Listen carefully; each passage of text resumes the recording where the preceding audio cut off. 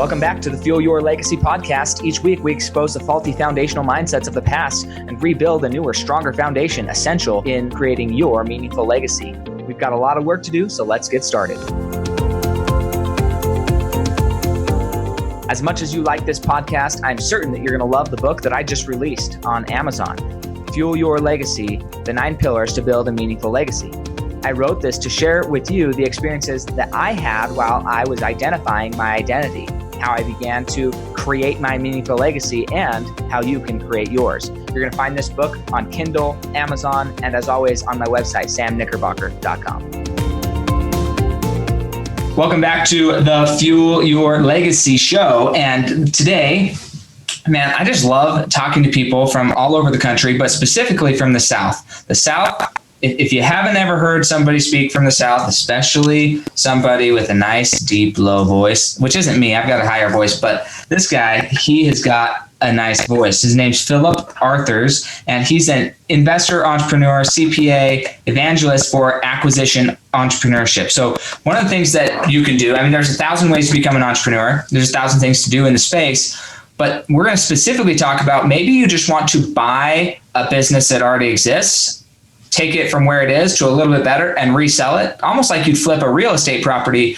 but do it with businesses. And what are the advantages and disadvantages of both? He also works in the real estate field, so we can have a little bit targeted conversation around that. But I'm just excited to have the conversation. Like, learning from people is really why we're here, why we listen to this show, and why I do the show is so I can learn. And hopefully that this is beneficial to you. So Philip, thank you so much for coming on, taking time out of your busy schedule to share some of your gold nuggets with us. Go ahead, let us know your story, where you started, how you got to where you are, why each of those steps were important, and where you're headed. Thank you, Samuel. I appreciate you having me on today. And I'm excited to share my story with your listeners. And so, just a little bit about me. I grew up in South Alabama, and my mom had me at a really young age. She was 17 when she had me.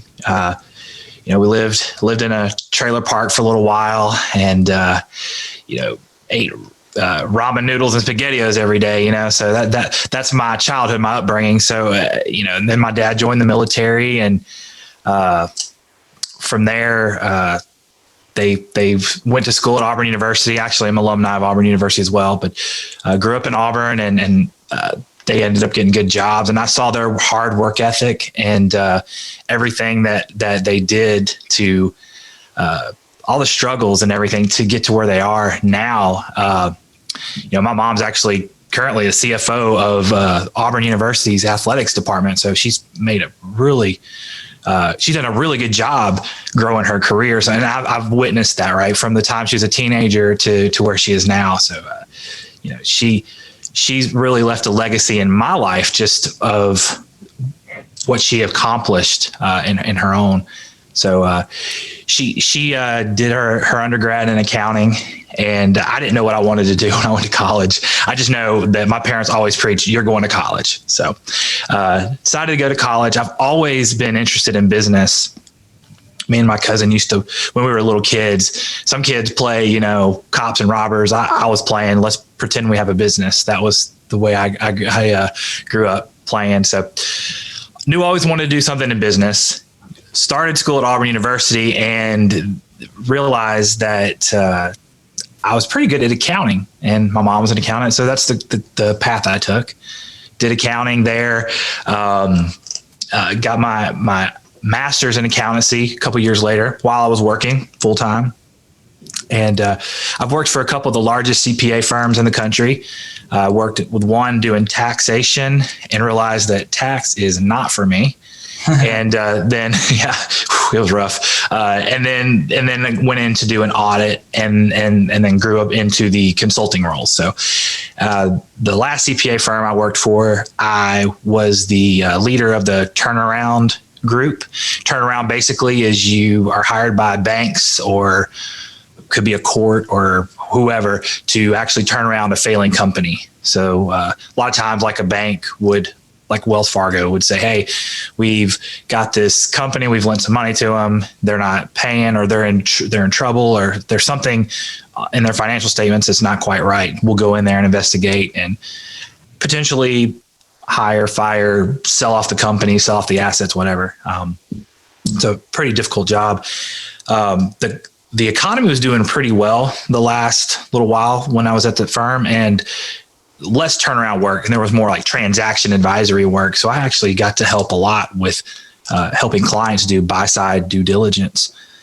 And man, when I was doing that, I was like, this is great. I love this. The one thing I didn't love is that I was, I mean, I love helping people. Don't get me wrong. I love helping people and helping the clients buy other businesses and keep them from making bad decisions. But something was missing, and I really wanted to do it myself. So anyway, at the time, I had this really large client, and I'd helped them build out a turnaround plan. And they actually hired me on full time as their CFO. And let's see, I was with them a little less than 6 years. The company just sold here recently. We grew the company about 500. Well, the EBITDA, the cash flow, bottom line, grew that 560% in less than 6 years. So major growth. It was a lot of fun, a lot of hard work, a lot of 80-hour weeks, a lot of transition. But anyway, so I went through that, and so now speaking to legacy, I think it was a couple years back.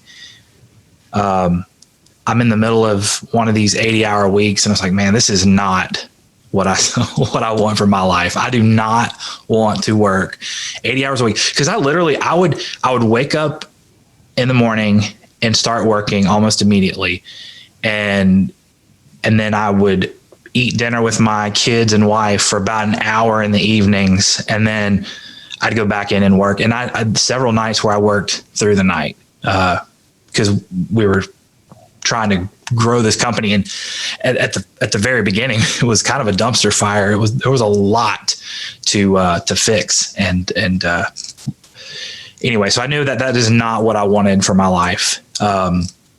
Actually, one of your recent guests, Cody Hoffheim, he actually reached out to him, and he coached me in real estate and how to buy real estate at a deep discount, and then you can either fix it and flip it or wholesale it. So got into that business while I was working full time, and my wife helped tremendously. So I'm gonna give her a lot of credit for that, but she helped a lot. We built a solid team and started automating that wholesaling business.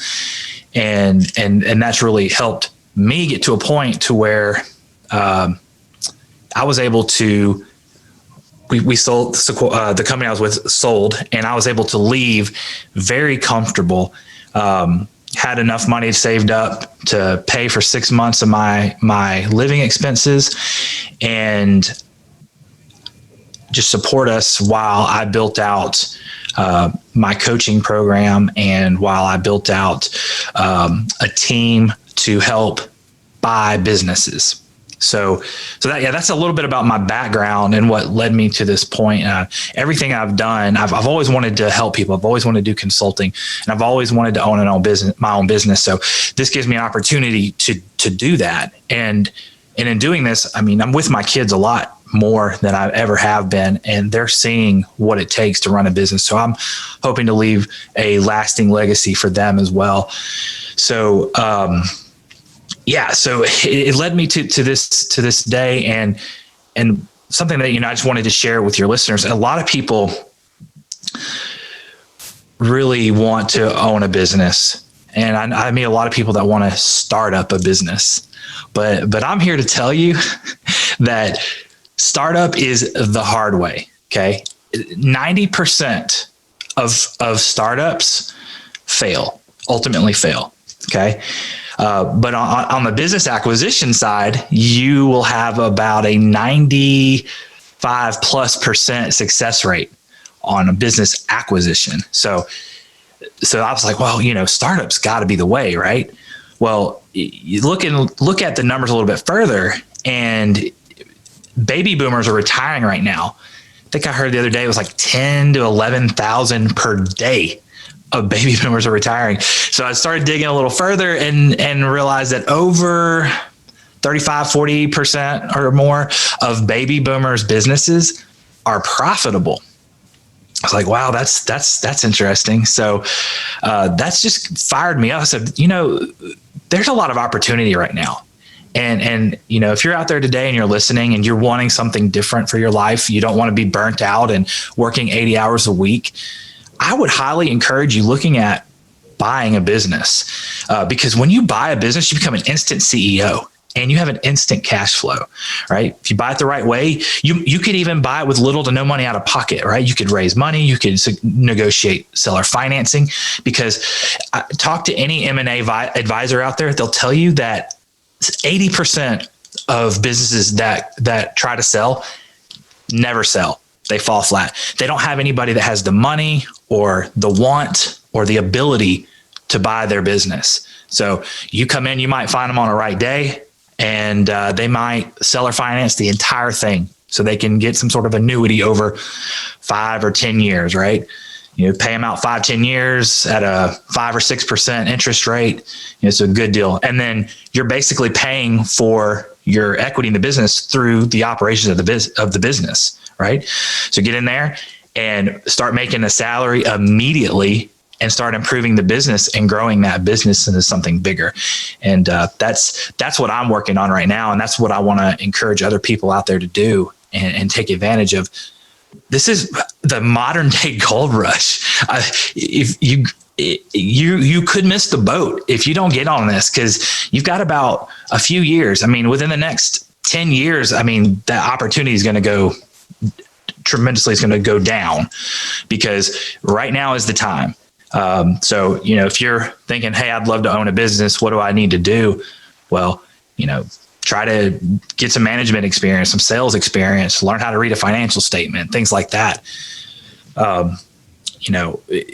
There's a lot of things really to gear up to be able to buy a business, but it's a great time to start right now. Sure. So I want to talk about a few of these things because I think they're important, and I want to dig deeper into specifically the business, buying a business versus real estate involvement, levels between the two.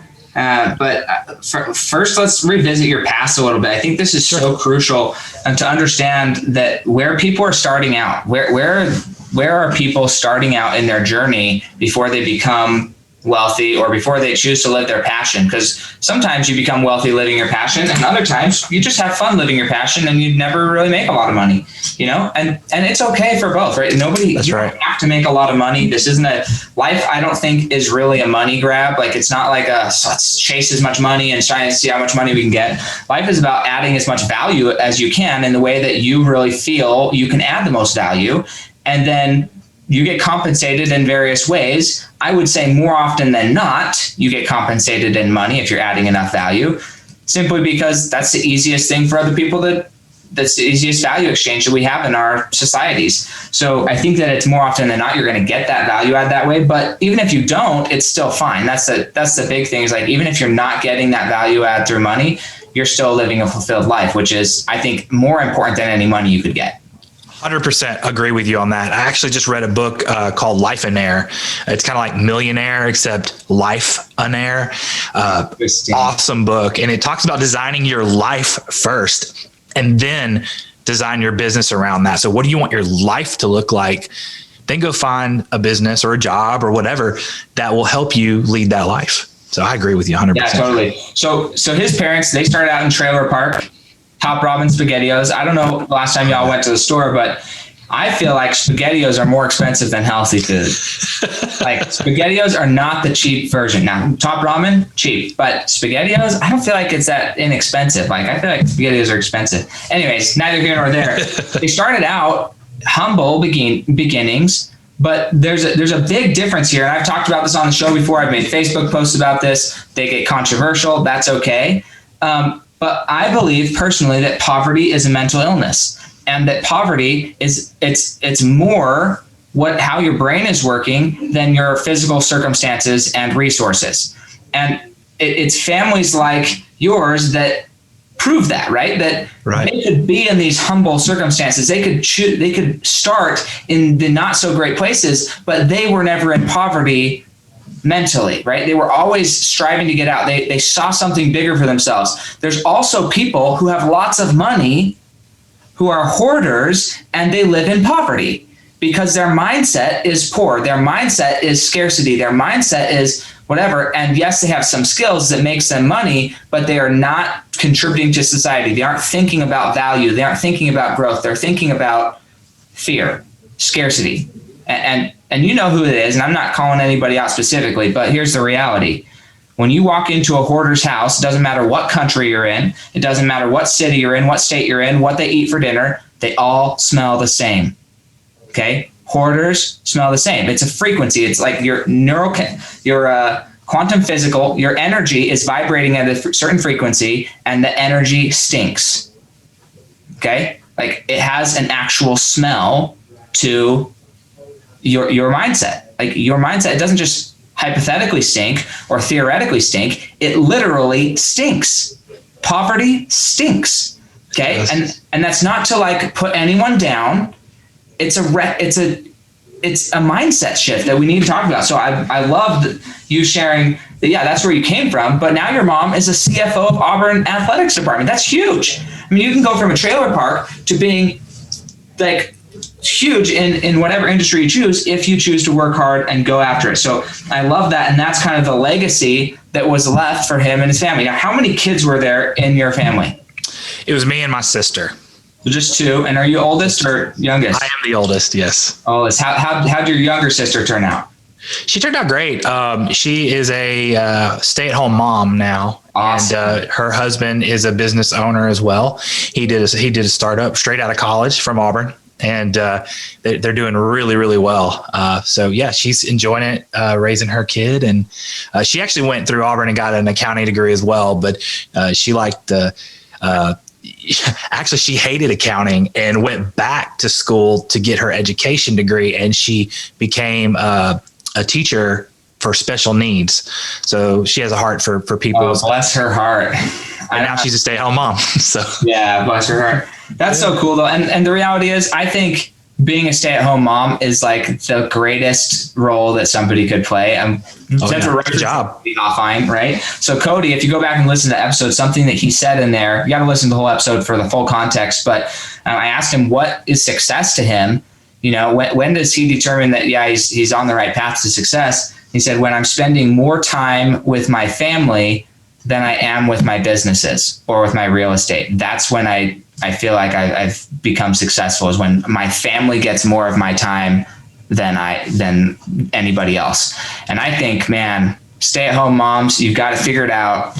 Your husband, it's unfortunate for your husband. Hopefully you can find a way that he can spend more time with the kids, but like at least you get to spend all that time with the kids. And I love it when I get to see my kids. It's hard to leave the home in the morning. That's another thing I was going to talk to you about. You said your kids get to see what it takes for you to build a business. Are you working from home right now, doing all of this from home? Absolutely. And when I was CFO of this last company, I actually worked from home then as well. And so what I found myself doing is, while I was running a business and working as CFO, I was working round the clock. I mean, I was working from early in the morning till late at night, but that's what it took. I knew that's what it took. So I did what it took to get me to this point. But we take my kids everywhere. You talk about hoarders. I mean, in the real estate business, I've been in hundreds of houses, and I've been in hoarder houses, and they do all smell the same. They stink. And it's, and that what you said about mindset is the number one thing that separates people from being successful and not successful, in that limited mindset. And people have got to catch on. People with a limited mindset need to have a paradigm shift, and it needs to be towards an abundance mindset. I was telling somebody the other day that I absolutely 100% believe there's an abundance of everything on this earth and will never run out. And some people might think I'm crazy for saying that, but I truly believe that.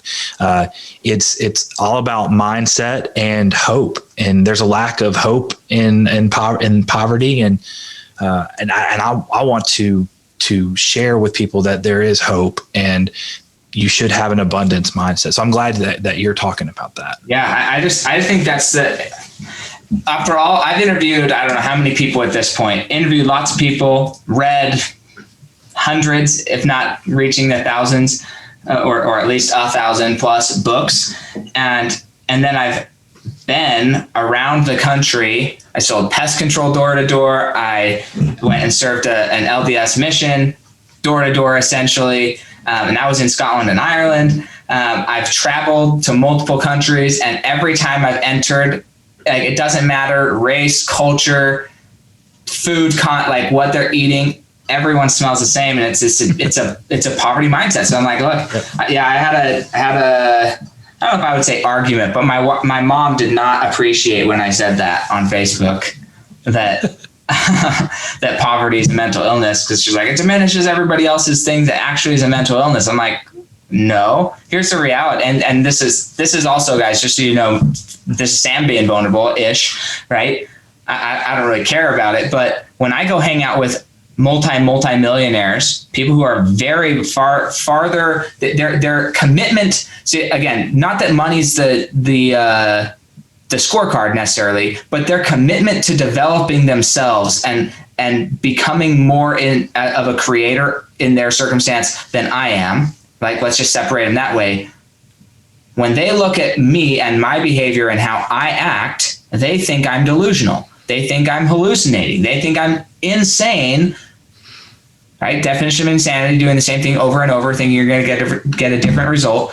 That's what they think of me when they look at how I operate, because they're like, look, you're never going to get to our level doing what you're doing, Sam. And I'm like, one day I will, right? Because I'm just as stubborn as everybody else is, just at a different level. And we just have to keep surrounding ourselves with more affluent people, or people who are committed to progression more, so that it rubs off on us so we can change our minds. Like three weeks ago, maybe a month ago, I paid for another coach because I want to level up my game. I went from thinking that somebody investing into themselves every month, $500. I went from thinking $500 a month investment to yourself was a lot of money to now thinking like $10,000 is a lot of money, which is like, that's a big gap, right? 500 to 10,000.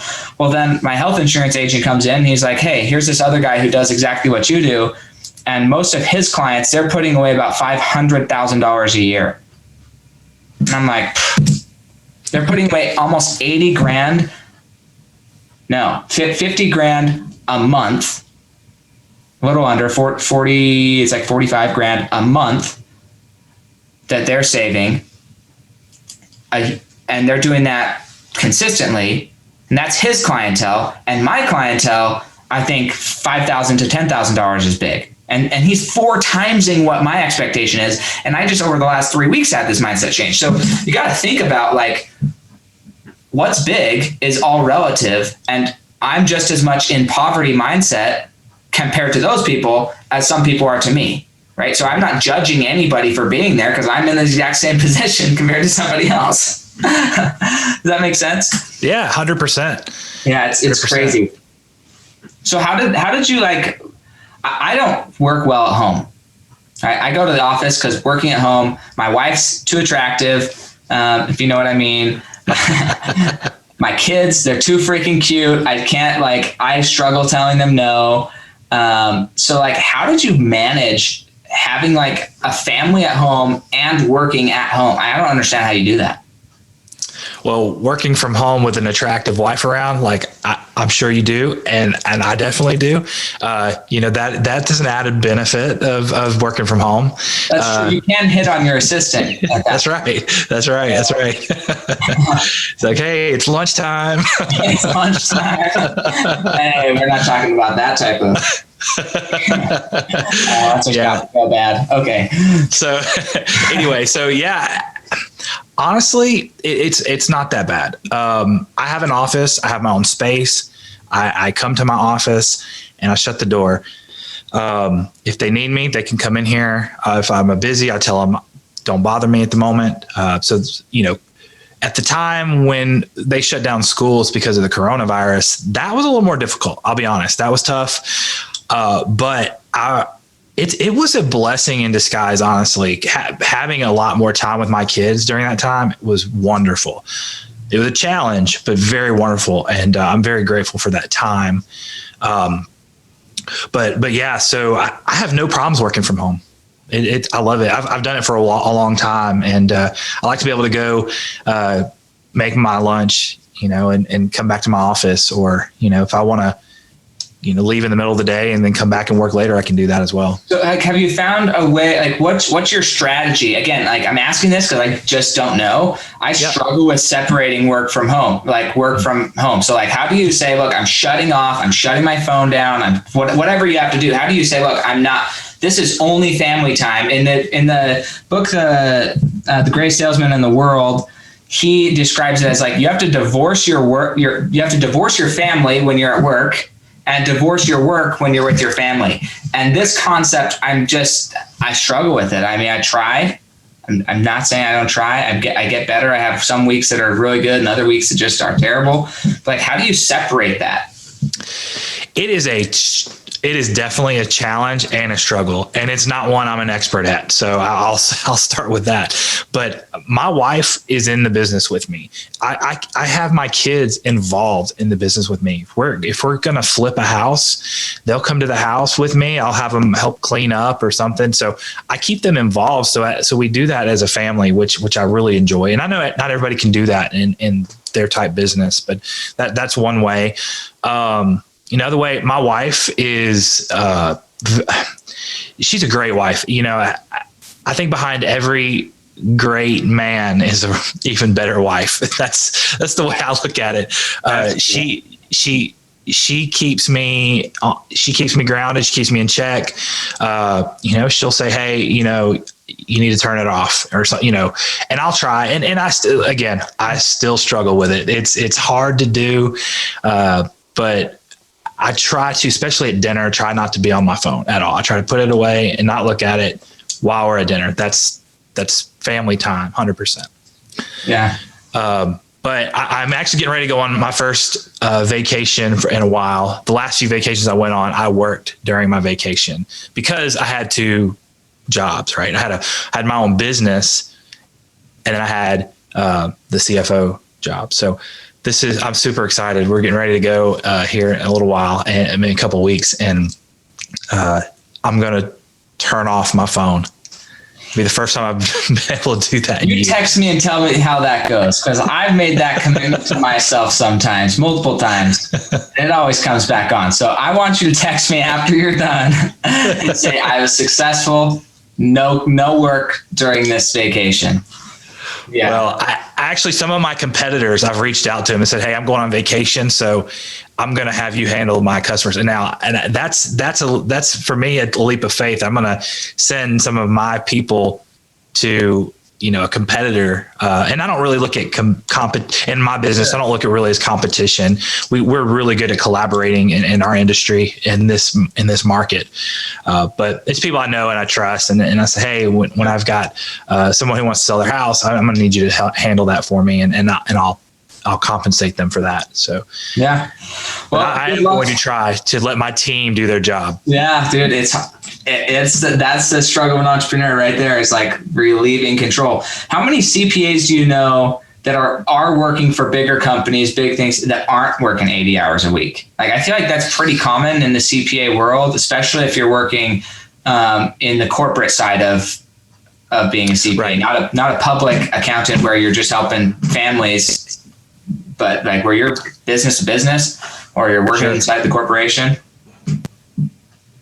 Well, so there's a lot of different things you can do as a CPA. So if you're a tax accountant at a public firm, then they're probably working minimum 55 minimum plus hours during probably a month and a half leading up to the tax deadlines, and there's one in September, October timeframe, and then there's also one in April.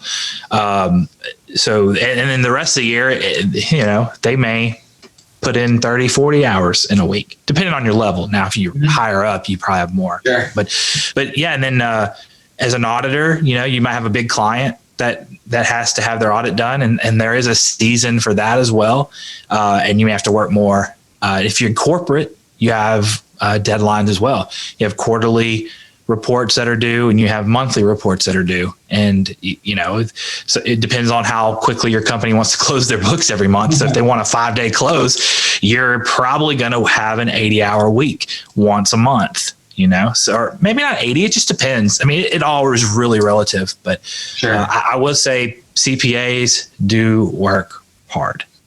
Yeah, absolutely. So let's get into this seller financing. So I grew up playing the game Cash Flow by Robert Kiyosaki. So I got like moderate levels of reading income statements. But when you're saying go buy a business, what's the level of involvement that somebody would need to be in to be purchasing that business? Like, because I've thought about it sometimes. Like, what if I just go buy a business, have everybody stay working there? And I'm especially in the baby boomer generation. If I didn't know those statistics, that got me excited a little. Yeah, it because should. Most of those baby boomer businesses, they have not touched, and if they've touched it, it's like barely scraped the surface of social media. They've barely scraped the surface of advertising in general. They're still mom and pop shops as a general. Even if you're like a statewide service, I mean, like I have a brother who. He went in up in Idaho. He bought a company for, I don't know, I think it was $400,000 is what they bought it for. Seller finance, so they didn't really have to put hardly anything down.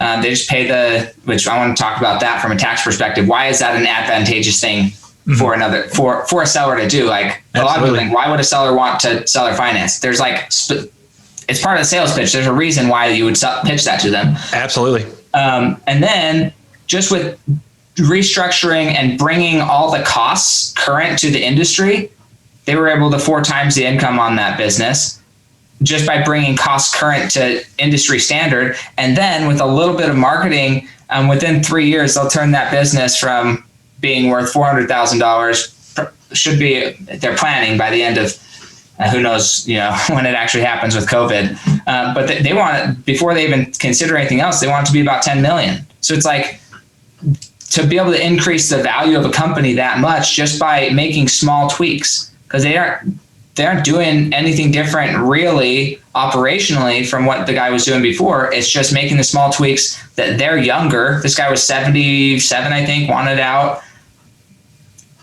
And they were going to come in and revitalize this thing by just bringing it current and advertise a little. The guy wasn't advertising. Yeah, I mean, you hit the nail on the head there. I mean, you really don't have to do a whole lot. And these baby boomers, right? They're the one of the greatest generations of all time. Okay. And a lot of them have built awesome businesses, but when they get to that 70, like you said, it was 77. When you get to 77, I mean, you're pretty tired, you're starting to run out of gas. They don't want to do it anymore. So that business, while it's the business is going up and up and up, and then they get older like that, and it may start to tail off a little bit, but you just go in there and put some new life back into it, shine it up, reduce some of your costs, start advertising on, Google and Facebook and stuff like that. Little things that you can change and to increase your bottom line and make the company instantly more profitable. So, it's a big deal. And if you can grow, I was reading a book this morning by a guy named Walker Dybel. And in his book, he said that if you grow your business at 10% every year, in 7 years, you can double the size of your business. And I just thought that was an interesting statistic. So buying a business is an amazing way to grow your wealth. I've heard a lot of people say, well, real estate is the best way. And I would say I mostly agree with that, depending on your skill set, right? Not everybody's cut out to own a business. Okay. I think everybody says their way is the best way. It's like, doing real estate than anything else. I'm like, no, I don't think that's not really remotely true when you look at the history. Now, I think that you could make an argument that more millionaires store their wealth in real estate. Mm-hmm. That I think is an accurate statement, but you think Vanderbilt's had real estate or they have a business?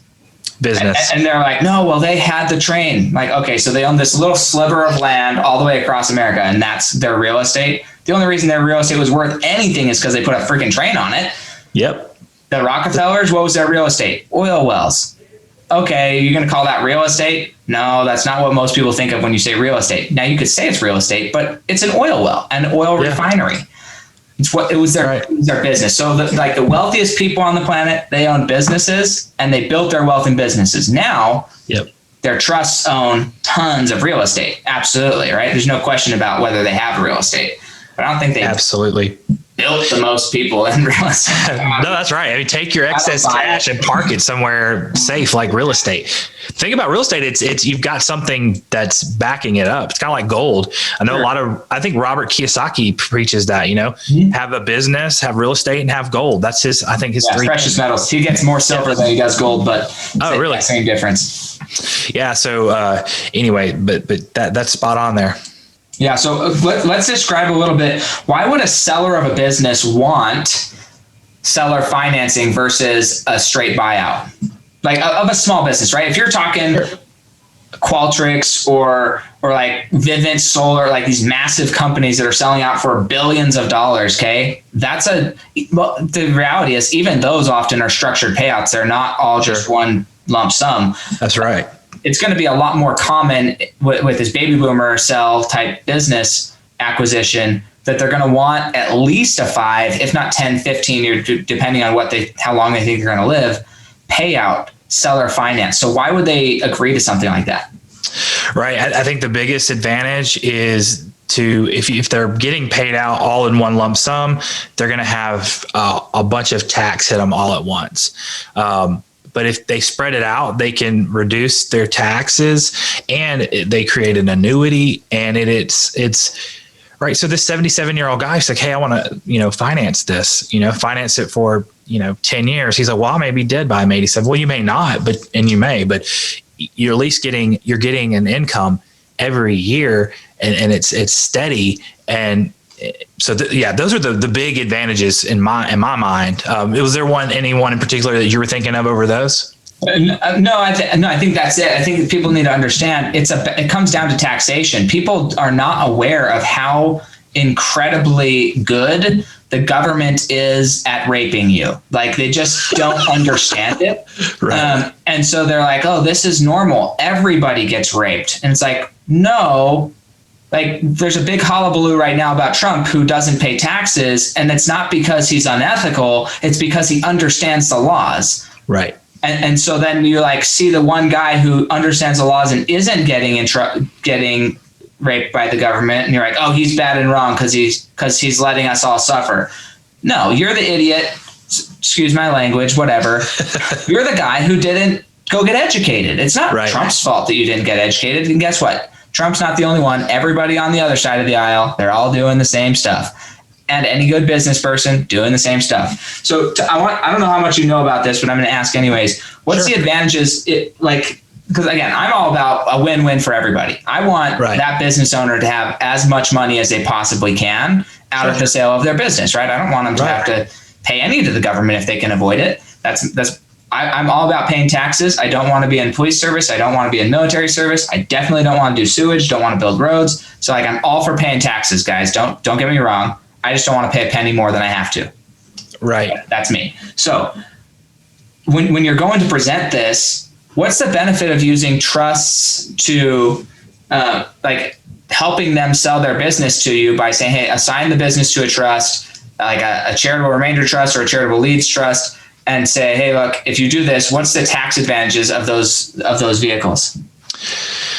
Well, I'll be honest, I'm not an expert in that area, but I have heard that there's ways for you to transfer the equity in your business over a period of time using the gift tax exclusions, where you transfer a little piece out to where, like, if you're married, you can like the husband and the wife can transfer out each whatever the max is, the gift exclusion amount is.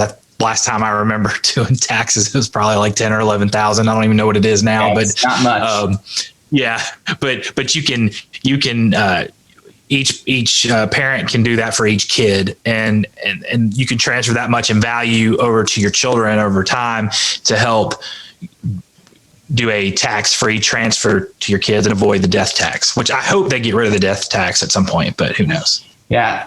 For all you listening, maybe you didn't know that there was a tax for dying. The good news is you don't have to worry about it.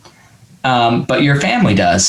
So you'll be dead. So that's the good news.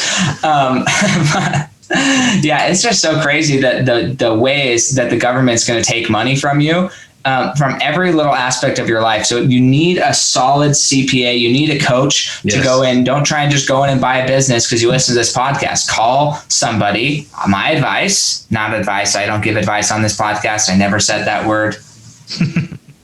But I think it's beneficial in my life. I've learned that having a coach is there's nothing better than having a coach, right? They can change your mindset. They can coach you through all the pitfalls so you don't walk through it yourself. It's like a hunter's guide, anything like that. But tell us if they wanted to get in touch with you and see if they would be a good fit for you to coach them, what would that look like? Where would they find you? Like, yeah, go ahead and share a little bit more. Yeah, absolutely. So my website is thebusinessminer.com, and it's still a work in process. I've got I'm a big believer, and I learned this from your last guest, Cody Hoffine, progress, not perfection. Okay. So just get out there and just get it out there and just do it. Okay. Because perfection will kill all deals. Okay. So just get out there and take massive imperfect action is one. So I've done that. I've got a website, and I'm having a really slick one built in the background, but I've got this one facing forward. You can schedule a call with me on that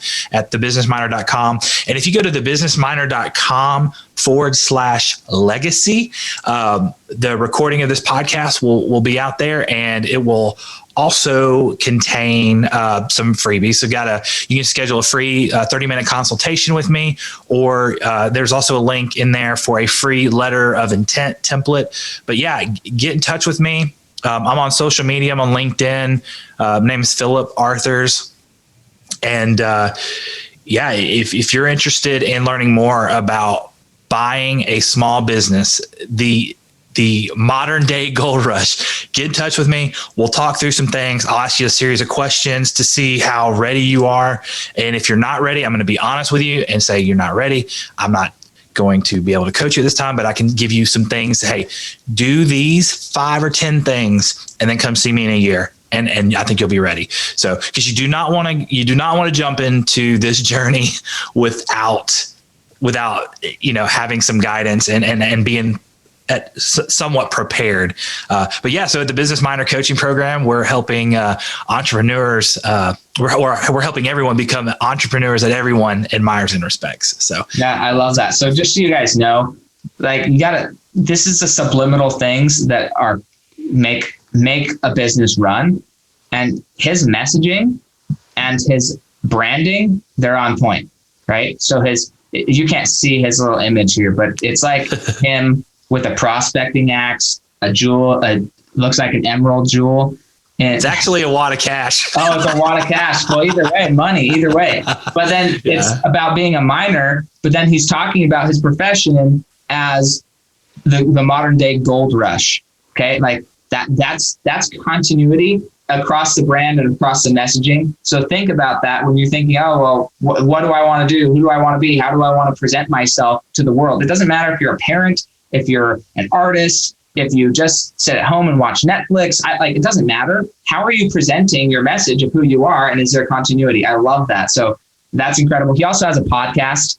What's the podcast called again? The podcast is the Business Miner Podcast, and it is going to release probably January 2020 is my guess. So awesome. 2021, either December 2020 or January 2021. So it's not yet released. I am in the process of recording that, but it will be out very soon. Cool, man. Hey, I love it. Podcasts are incredible. I love them. So we're going to skip ahead to the next section, which is called Legacy on Rapid Fire. There's 5 questions, 1-word answers, and that starts now. So Legacy on Rapid Fire. Here we go. What do you believe is holding you back from reaching the next level of your legacy today? What is holding me back? All right. I'd say that More people. I'm looking for more people to join my team. And I'm a big believer, and you mentioned Trump earlier.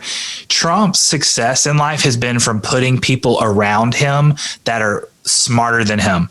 And that's how I believe. You got to have people that are smarter than you around you. Trump has awesome attorneys, awesome tax advisors, and that's a big reason why he doesn't pay much tax. So, honestly, Samuel, I don't believe there's anything holding me back.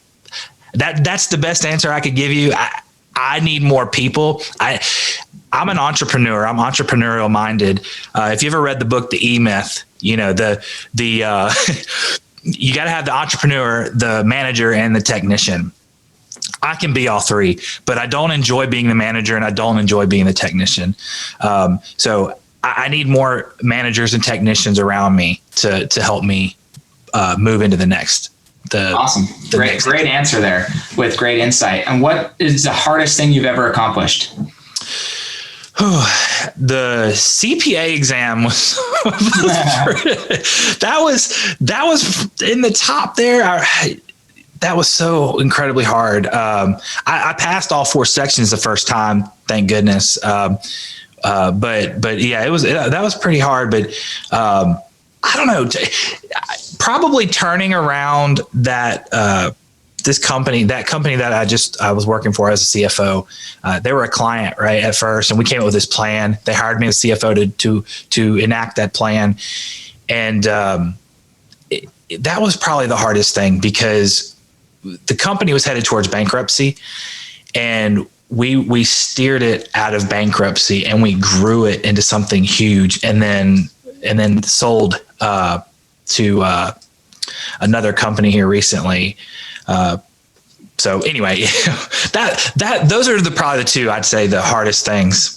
Okay. Well, what do you think the greatest success at this point in your life has been? Finding a good wife. There you go. Agree with that. And what's like one secret you believe contributes most to your success? I am not afraid to talk to people. And that coupled with my mindset of abundance, that abundance mindset has really been a huge contributor to my success because I'm willing to get uncomfortable having conversations with people and asking for what I want. Actually interviewed a guy the other day for my podcast, and he said that was his biggest thing is asking, and I'm a believer in a Christian, and the Bible says you have not because you've asked not. So get out there and ask the question. You never know. If you want to buy a business, talk to every single person you come in contact with that, I'm actually looking to buy a business, and tell them what you want. Know what you want your life to look like, and then decide, okay, well, this is the kind of business I need to have. So, if you want to have a ton of extra time, try to find a business that's doing over $1 million in revenue and that can pay you a good salary and that's already good management in place. But tell everybody that's what I'm looking for. Because you'll never know. I mean, I met a guy at the ball field. I've known him for years, coaching baseball, and never knew that he was an entrepreneur. And he's a good friend of mine now. And it's just opening your mouth and telling people what you want. Yeah, love that. So, what's a book that you would recommend to the Fuel Your Legacy audience? Well, I've mentioned a few here. The Atomic Habits is a huge just for being better and having good habits and getting rid of the bad habits. The Atomic Habits is all about little small changes, and I know Cody mentioned on the episode you did with him, compound effect. I was going to say that one, but he'd already mentioned it. But they're very similar. But Atomic Habits is about making little tiny habit changes and tracking them. I have a habit tracker. It's sitting right here. Read Bible, pray, meditate, read 10 pages. I try to read 10 pages of a book every day. Readers are leaders, and there's a common thread between all successful people as their readers. You mentioned you read how many books? Was it 1,000? I don't know.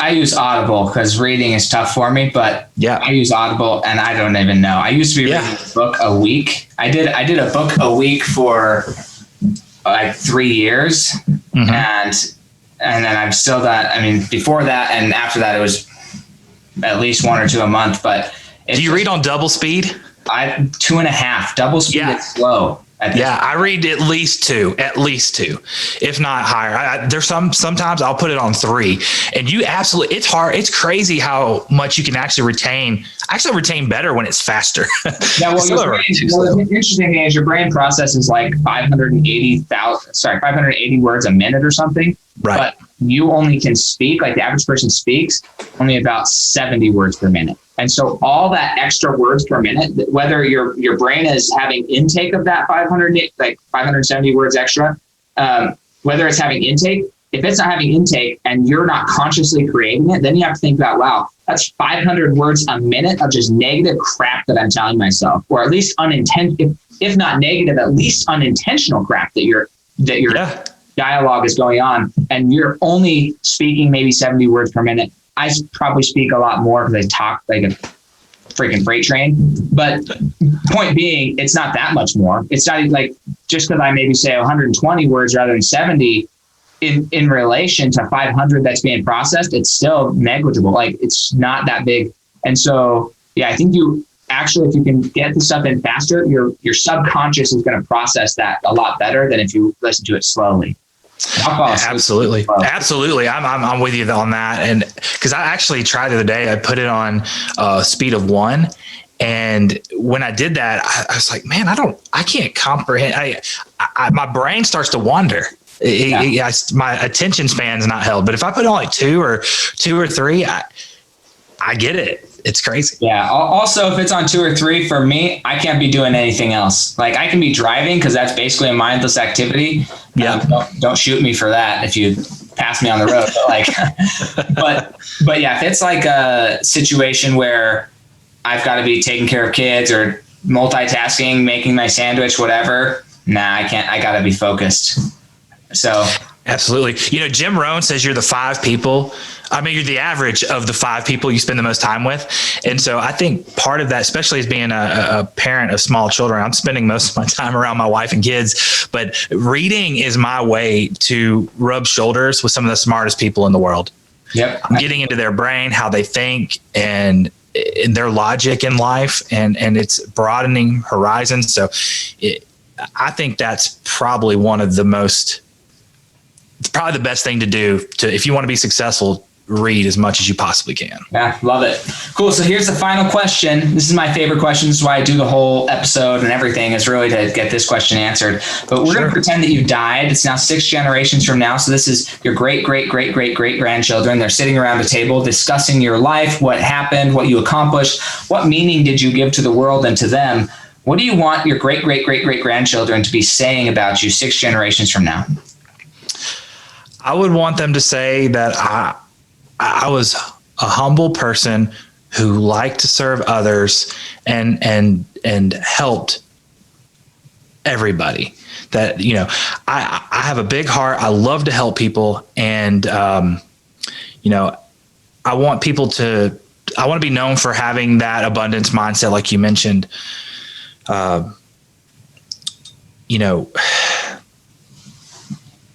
That's a really interesting question because, I'm trying to picturing myself, in a casket or something eulogy type thing. Right. And, my wife and I started a foundation, the Housing Hope Foundation. We help, widows and those with special needs by putting roofs on their houses for free. And then there's some other things we do too. Like recently we helped clean this lady's house. We put in new stairs on her deck because it was really shaky. She was blind, and her the stairs on her deck were very unsafe. There's vines growing all over the house and into the house. So, I want to be known as a philanthropist, someone who gave back to people and showed the love of Christ to people. I really want to be known for that, for sure. I love that. Hey, thank you so much for taking the time to be on this podcast. Again, if you guys are listening, you want to find out, hey, what would it look like to own a business? Is there something out there for me? There's probably something out there for you. Just so you know, like, it doesn't matter what your personality is, what gets you up in the morning, whatever it is, there's something there for you. And go ahead and share that or say that website again that they can go to specifically to get. Sure, yeah. It's the Business Miner, and that's ER, Business Miner, thebusinessminer.com. And if you want to get the free letter of intent template, you can go to thebusinessminer.com/legacy. Awesome. Hey, I love it. Thank you so much. And Thank you, Samuel. Next time on the Fuel Your Legacy Show. Thanks for joining us. If what you heard today resonates with you, please like, comment, and share on social media. Tag me. And if you do give me a shout out, I'll give you a shout out on the next episode. Thanks to all of those who've left a review. It helps spread the message of what it takes to build a legacy that lasts. And we'll catch you next time on Fuel Your Legacy.